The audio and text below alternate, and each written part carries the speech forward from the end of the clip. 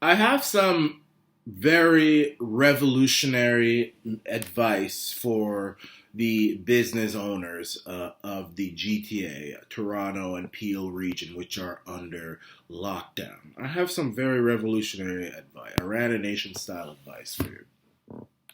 And this goes after what happened at Adamson Barbecue, Express Fitness. I know Noble Toys says they're defying now, and there's a massage parlor or a hair parlor or something like that out in Bowmanville, nail place, something like that, which is also doing it as well. My advice is continue to defy these tyrannical New World Order lockdown measures. Continue to do that. Now, our struggle is not against police. The police are being used, and whether individual police officers, whether or not they agree or not, they're still being used by the government to do what they're doing. However, it is important that because they are the ones being used, it is important to do a little bit of screenplay here. And what I mean by that is you're going to have to live in your businesses. You're going to have to live. If you're going to defy Doug Ford's order and John Tory's order and Justin Tackett and Mac Daddy Trudeau's order and Connie Tam's order and all these CDC's orders and Bill Gates and all these people, if you are going to defy the order, rightfully so, and I think more and more people should do it because, look, if they start closing down all these businesses one by one, Toronto will just collapse. Just collapse. That'll just be it. It'll be worse than North Korea. It'll be worse than Zimbabwe. It would be worse than the Congo. You're only spiting. Ultimately, it'd be worse than Germany after the end of World War II. You just close everywhere you go. Just police is guarding all these businesses, and there's not enough police to guard all the businesses. So continue to do what you're. We're winning. We're actually winning. We're winning. But more people are waking up. But you got to live in your business. And the reason I say that is because it's more dramatic to see a businessman being dragged out. And I mean dragged. Don't attack, but just you're not going to move. Just like Martin Luther King sat in the diner, just like Rosa Parks, she sat in her seat. She was told she didn't move. They had to drag her out of that bus. Dragged her out. You have to be dragged out of your business. Don't open your business and then leave for the night and then you come back and you find the doors, the locks are changed and there's bars on the door and there's gates and horses all over the place. That doesn't make, because it looks bad, yes, but we need added effect. And I'll tell you that would work. Business owners need to stay and hunker down with their families in their businesses. And then when the police come, you just respectfully say, look, I'm not moving. I'm not moving. Just Rosa Parks, I'm not moving. You got to be dragged out. You got to be dragged out. You got to be dragged out. I'm not moving. I'm not moving. And that's just that. I'm not going to move. And just keep yourself in there. And then you got to be dragged out in front of cameras. They've got to drag you out and drag you into the street or put you in the back of a car or whatever. They've got to drag you out. And that won't look good on the television if it's done night after night after night after night after night. Now, back in the 60s, back in the late 50s, early to mid 60s, the United States was a fairly racist country. White people did not like black people, especially in the South. They thought black people were less than human. Okay? And they believed in segregation. They said, well, I ain't going to be sending my children to these school, these niggas, these monkeys from the ghetto. I ain't gonna say these subhuman. Even Joe Biden done it. I mean, listen. And now he's trying to act like he's some big black lover. No. These black people, these uncivilized black persons, these negroids. That's how white people were. But what happened? And this is thanks to Martin Luther King, Malcolm X, Rosa Parks. They allowed the system to push it too far. And every evening, when white people sat down to their dinner table and watched television, seeing black children get sprayed and hosed down in Birmingham, Alabama, little children, little girl children, little children protesting, bitten by dogs, Alsatian dogs, beaten by Bull Connor's police force. When they saw Rosa Parks, a little old lady, being dragged from the back of that bus. Dragged! How dare you! Dragged Rosa Parks. She didn't fight them. They dragged her out. And even here in Canada, y'all Canadians, y'all not innocent from this either, Viola Desmond in Halifax, when they saw her being dragged from that movie theater in that cinema, thrown out into the sidewalk and arrested. How dare this black, nasty gorilla woman sit in our white Vaseline skin theater? White people didn't like that. People did not like that. And you know what happened? They started to reconsider. They said, hang on a second. This isn't right. I thought that I was judgmental of black people. No, this isn't right. And it slowly began to dawn that, you know something? Maybe we're the ones acting savage. This is wrong. And they started to think differently. Now, look at Viola Desmond. She's on the money. She's on the $10 bill. They took down John A. MacDonald, the first prime minister. Who did they take down? Was it John A. MacDonald or was it Laurier? Whoever it was, one of them prime ministers. They took down the prime minister and put Viola Desmond. Viola Desmond was once the most. Her people. Nova Scotia, they thought that her people were less than human. And now she's on the money proudly. And some people can't handle that, but she's there, and you're not getting rid of her either. So my point is that, a lot of people in Canada, while a lot of people are waking up, and that is happening. And we're winning, We're winning. We're winning. We're winning. But there are still a lot of people out there who are brainwashed. The sausage brain Canucks. The sausage brain Canucks are some of the most hard-headed people on the planet. I've tried. It's hard. Starting this whole thing with voting in Taki and Magdad, it's going to be tough. Because the sausage brain Canuck is a tough nut to crack, even though his brain is sausage. It's still it's hard-headed.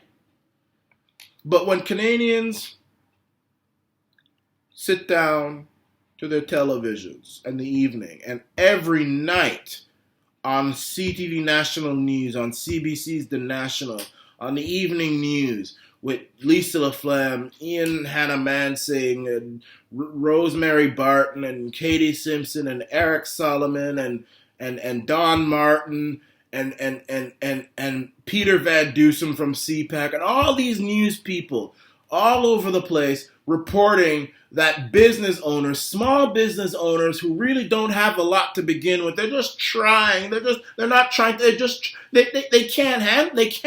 And and they're just trying, and they're being dragged out by police, dragged out, and their families too, with their wife. Bring the family too. The wife being dragged out, and she's sitting there, and they're ripping her shirt off, ripping her brassiere off, ripping her, and they're throwing her into the back with her bra hanging out. The bra strap is broken.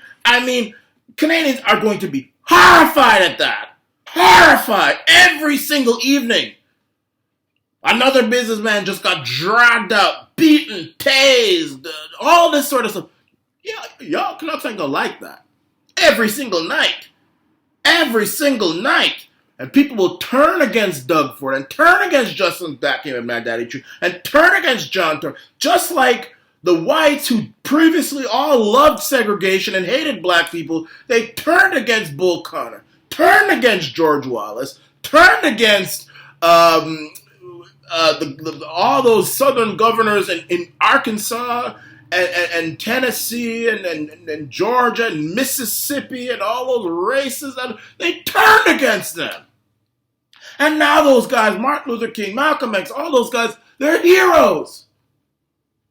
Because they stood up for freedom and they stood up for what's right and what makes sense. So, in times like this, when the government and the establishment, for their own purposes, successfully have destroyed common sense and logic.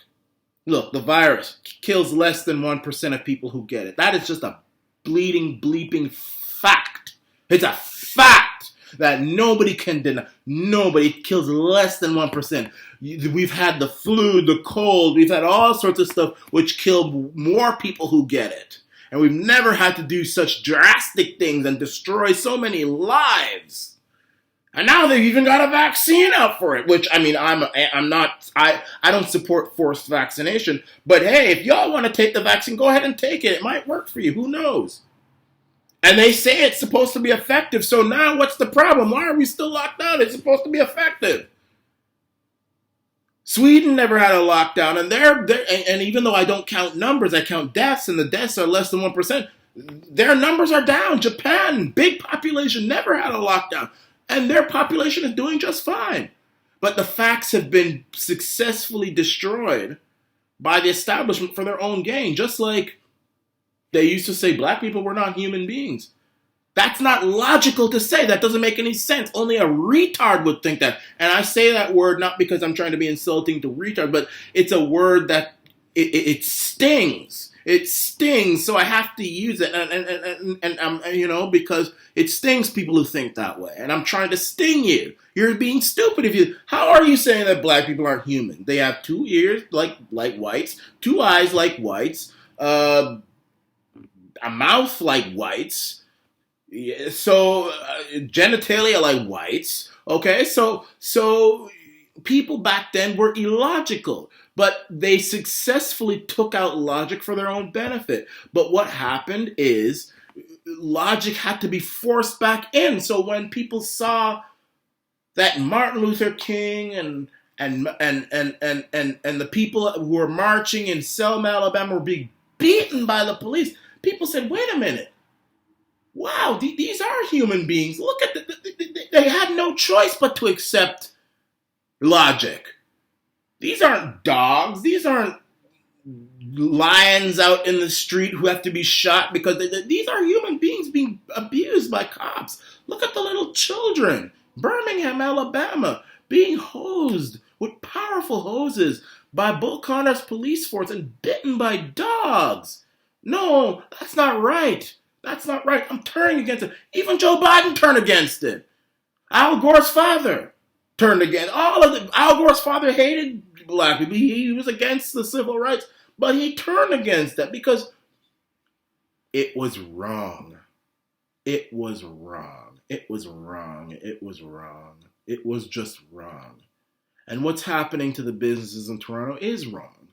Nobody can deny, but you are under a spell, and the spell needs to be broken. And the only way spell has to be broken is to see something that's so horrific day after day after day that you have no choice. And thank God for the Rebel and David Menzies and Arana Nation and Freedom Report and all people, alternative media showing those clips. Because I know the mainstream media will try to avoid it, especially now that I've given this revolutionary advice, which will work 100%. It's worked before, it'll work again. Even remember South Africa. Nobody really cared about South African black people until Sharpeville, which was in the mid-'60s when people were protesting, and then the protesters ran away, and the police shot them in the back. And then it just got worse and worse and worse. And the South African government just got worse. And they wouldn't stop. And they got out of control. And they pushed it too far until eventually the world said, whoa, no, stop this foolishness. This is wrong. So if I can bet on anything, I will bet that Justin Attack-Magnetti Trudeau, John Tory, Dr. Tam, Doug Ford, all of these people, they are so arrogant that they themselves will also push it too far as well. They pushed it too far with Adamson, Barbara. That was a step of that. They pushed it, but they're going to push it even worse. They're going to, they may even start putting tear gas in businesses. They might try to kill one of the businesses, and they're going to, because they're arrogant. They're arrogant. They want power. And when people want power, we have to civilly resist. And they're going to push it too far. And people are going to say, whoa, ho, ho, ho, ho, enough is enough. No. We're not going to see business owners being abused and their wives being dragged out by police in business. And I know a lot of police won't like doing it too, but they're going to have to. And I know the police, they're going to follow the orders because that's what they've been dedicated to do, So if they're going to follow the orders, well, if the government isn't going to back down and if the police are going to follow their orders, well, this is the option you business guys have. So if you're going to open your business, stay in your business. Stay in there. Stay in there. Bring food, bring drinks, bring a bed, bring a mattress, bring computer, all that stuff, and just stay there. And you're gonna have to you're gonna have to let the police drag you. And when they say leave, don't leave. Sit there. Don't fight with them. Don't hit them. Don't just stay there and let them drag you out and have someone record it. Now, the government might do what France has done and made it a crime to film police. It's a crime now in France to film them, which is it's bad because the police in France are out of control. I've seen where they beat, kick, stomp on yellow vest protesters. They some of them are even have lifelong injuries. And Macron, being the globalist that he is, look, France is a hellhole right now. You got terrorism, extreme lockdowns, and police brutality. That is thanks to electing a Rothschild employee as your president. That's what you get, France. Look at it. But you're going to have to film. You're going to have to do it. You're going to have to do it. So that's my revolutionary advice to the owners. I'm talking to you, Noble Toys. I'm talking to all of you guys.